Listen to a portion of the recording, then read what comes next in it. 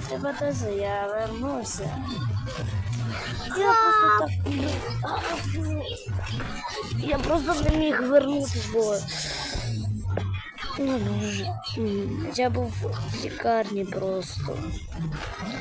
І то, що ви писали, мальчики, взагалі-то, це не був нуз Браво. Не був нуз Браво.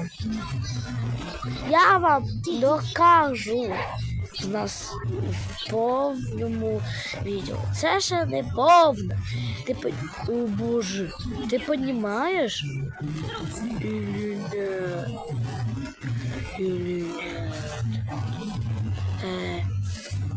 Дивіться, вчора я був в лікарні, дивіться.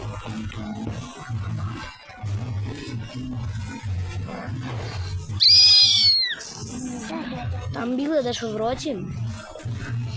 Я не розумію, що це. Я сам не розумію.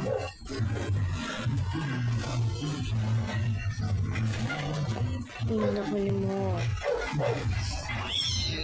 Я не розумію.